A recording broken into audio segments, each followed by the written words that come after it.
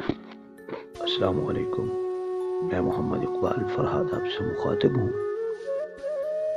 حسب معمول سونے سے پہلے اور گردانی کر رہا تھا، ساغر صدیقی کا کلام نظروں کے سامنے سے گزرا۔ کئی اشعار پہ میں نے نشان لگا رکھے تھے، انہیں پڑھا،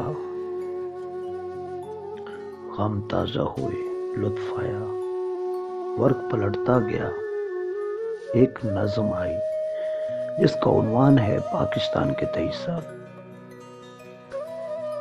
تو میں نے پڑھنے کے بعد فیصلہ کیا کہ میں اپنے سننے والوں کے ساتھ یہ ضرور شیئر کروں گا، لیکن میں 23 کی جگہ 75 پڑھوں گا، پھر ہم اس پہ تھوڑی بات کرتے ہیں۔ نظم سماعت کیجیے، جناب کلام ساغر صدیقی۔ پاکستان کے 75 سال بیت چکے ہیں، 75 سال گونگا ماضی اندھا حال، اجڑے پنچھی ٹوٹی ڈال، پھیلے ہیں انجانے جال، بیت چکے ہیں 75 سال، عزم سے خالی ہے دستور، جہد و عمل کی منزل دور، شمع قیادت ہے بے نور، گلشن میں پھولوں کا کال، بیت چکے ہیں 75 سال۔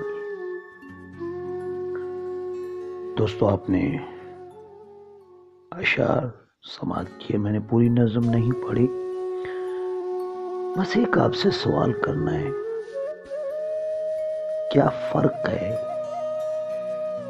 کیا ہم وہی نہیں کھڑے جہاں ساغر صدیقی کھڑے تھے اور تجزیہ کر کے حالات کو دیکھ کے لکھ گئے؟ ہم ایک چکر میں ہیں بس،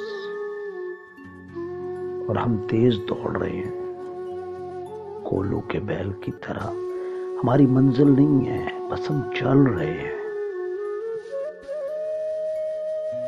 ہم بانجھ ہو چکے ہیں، ہم کیسی ذلت اور کمینگی کی حد تک بیکار قوم ہے۔ ہمارے اندر سوچنے والے لوگ، سوال کرنے والے لوگ اتنے کم کیوں ہیں؟ ہم کیا دنیا سے الگ کچھ کھاتے ہیں؟ ہم اس قدر راندہ درگاہ کیوں ہیں؟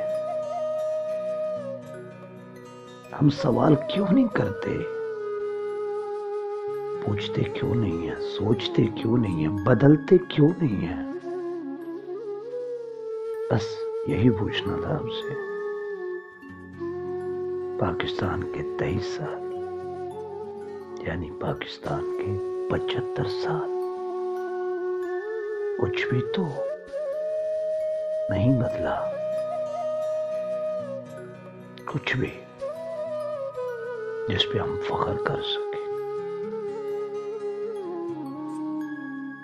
اپنے وجود کی دلیل دے سکیں، اپنے ہونے کی لاجک دے سکیں۔ کبھی کبھی لگتا ہے امت مسلمہ دھرتی پہ بوجھ ہے، پاکستان خاص طور پہ۔